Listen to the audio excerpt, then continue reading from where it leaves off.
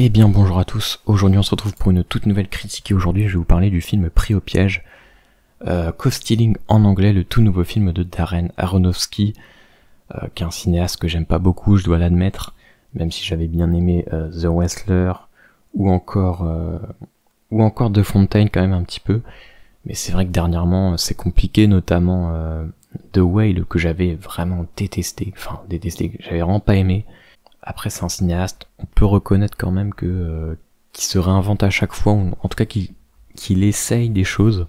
Donc bon, voilà, il a au moins ce mérite-là.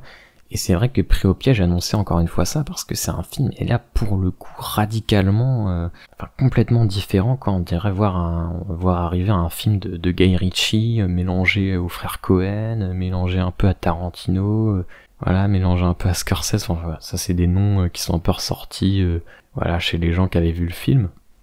En termes d'influence, on pense notamment au film After Hours de Scorsese, qui est un film que je vous recommande absolument. Si vous l'avez pas vu, c'est un film qui est d'ailleurs très différent des films de Scorsese. Enfin, voilà, je pense que quand on pense à Scorsese, on pense à certains films.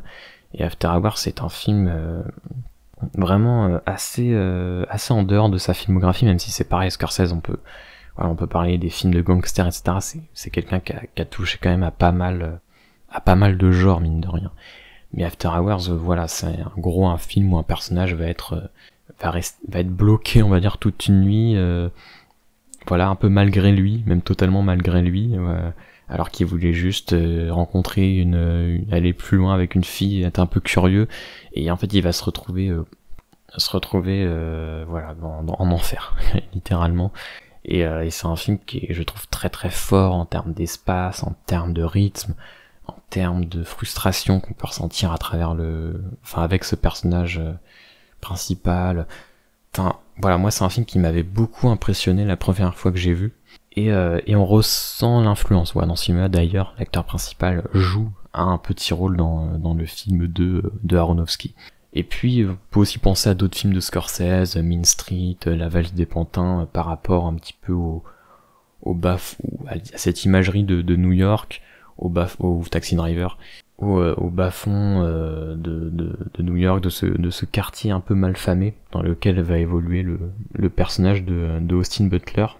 Voilà, après j'ai vu aussi des gens parler de Tarantino, de Guy Ritchie. Alors je pense que c'est quand même plus Guy Ritchie que Tarantino, même si voilà, Guy Ritchie quand même assez bien les split screen, là il y en a pas pour le coup, mais il y a quand même ce côté gangster mélangé à des aspects comiques.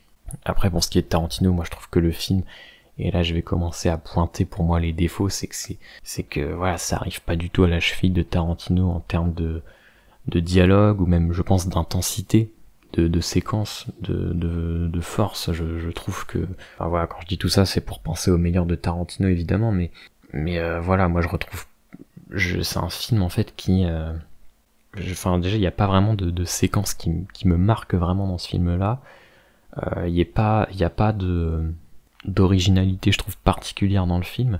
Alors je vais quand même, avant d'en parler, mettre un peu de contexte. Alors de quoi parle le film? On va retrouver le personnage de Hank Thompson, donc qui voilà, a une vie pas ouf, mais bon, qui a l'air de lui contenter, surtout quand on va voir ce que va devenir sa vie ensuite, quoi. Je pense que voilà, il doit se dire putain, ramenez-moi ma vie normale s'il vous plaît. Mais voilà, en gros c'est un barman, voilà, alors qui a l'air quand même d'avoir une addiction à l'alcool, donc voilà, on retrouve Aronofsky sur ce point-là. Et donc on va apprendre dans le film que voilà, c'est quelqu'un qui était promis à une carrière de joueur de baseball, qui était même un prodige au lycée. Et voilà, malheureusement, à cause d'une blessure, voilà, ça va pas être possible pour lui. Et donc ça, c'est quelque chose qui le hante, et surtout la mort de son ami. Donc voilà, donc qui fait écho, même qui a sa scène dans le film. Donc je vais pas en dire plus là-dessus, mais voilà, il a un traumatisme, et il a une grande frustration de ne pas avoir pu être le joueur de baseball. Voilà, et à la place, il est barman, quoi. Et puis à côté de ça, il a une petite amie en devenir, donc jouée par Zoé Kravitz. Et donc voilà, voilà, sa vie, ses voisins, ça fait 7 ans qu'il est dans cet appartement. Voilà. Et un jour, son voisin, donc joué par Matt Smith, qui a d'ailleurs un look très punk dans le film, un look très très particulier, qui va lui amener un chat et ouais, il va lui demander de le nourrir parce que il doit aller voir son père qui est malade, etc. Et très très vite, ça va être le début du cauchemar pour le personnage de Hank, qui va retrouver des mafieux russes, un duo de mafieux russes très cliché, très très cliché. Voilà, qui vont le brutaliser, etc. Et donc ça va être le début de l'enfer pour notre personnage. Et on va retrouver, on va dire, l'influence After Hours, en tout cas, voilà, un personnage pris dans un enchaînement de situations terribles qui le dépasse complètement. Et voilà, il y a plusieurs figures antagonistes dans le film. On a droit donc au duo de mafieux russes auquel va se rajouter un autre personnage qui a l'air dans la hiérarchie, on va dire, un peu au-dessus, joué par Bad Bunny, voilà, appelé Colorado. On a aussi un duo de mafieux juifs. On a aussi un personnage, alors qui est censé représenter une autorité, mais qui en fait va se révéler être un personnage un peu plus complexe. Enfin complexe, en tout cas une apparente complexité. En tout cas, je dirais que dans ces différents antagonistes, c'est à la limite le personnage le plus intéressant en fait, parce que c'est le seul personnage qui entretient un rapport un peu particulier au personnage de Hank Thompson, et où il y a quand même des choses qui se disent, des choses sur leur avenir, des choses même sur leur passé aussi, et quelque part c'est un peu les seuls trucs qui pourraient nous rattacher au personnage qui se passe dans le film, avec aussi la relation entre Yvonne, donc jouée par Zoe Kravitz, et Austin Butler, mais en fait, hormis quelques passages, je trouve que le film, il a du mal à développer ses personnages. Je trouve qu'on ne s'attache vraiment pas aux personnages, et ça fait partie pour moi des gros points négatifs de ce film, c'est qu'il n'arrive pas à trouver son équilibre entre la drôlerie occasionnée, voilà, parce que je pense que c'est pas rien d'utiliser comme ça des clichés d'antagonistes, voilà, c'est juif, c'est russe, voilà, quand tu veux montrer évidemment des clichés sur pied comme ça, c'est qu'à un moment tu veux aussi être drôle, et le film essaye d'être drôle, et en même temps il veut être dramatique, parce qu'il se passe des choses terribles. Donc déjà je vous ai parlé du trauma du personnage, voilà, de cette destinée qui a été empêchée, on va dire presque, et mais également voilà des choses vraiment qui se passent dans le film qui sont aussi dramatiques. Et en fait je trouve que Aronofsky n'arrive pas du tout à trouver cet équilibre entre les deux. Donc je pense que soit fallait aller du côté un petit peu plus dramatique, et peut-être aller un peu plus chez Scorsese d'un côté, voilà, pour faire des parallèles un peu grossiers avec on va dire ses influences, ou alors oser un peu plus la comédie et partir sur du Guy Ritchie, je sais pas, mais le film se retrouve vraiment avec le cul entre deux chaises, et c'est vraiment dommage. Alors après voilà, c'est un film, alors, j'allais dire on s'ennuie pas devant, mais franchement je me suis presque ennuyé devant, et c'est dommage parce que quand même le film en dure 1h47. Il y a quand même un rythme assez relativement effréné. Enfin, en tout cas, voilà, avec le recul, je me dis bon, c'est pas un film qui prend complètement son temps. C'est un film où il y a des séquences quand même qui s'enchaînent, il y a des courses poursuites, il y a des petites séquences d'action aussi, bon, qui sont pas très longues mais qui sont là. Ouais, d'ailleurs, il y a une séquence d'action assez bizarre avec presque un effet de slow motion à un moment. Enfin, c'est une séquence d'action très très bizarre où on dirait qu'Aronofsky a tenté d'expérimenter un truc. Voilà, il expérimente très souvent dans ses films, hein. De Fontaine, c'est vraiment l'exemple typique. Et voilà, là il s'est dit bon, mon film il est trop académique ou un peu trop classique. Là, il faut que je tente un truc moi-même.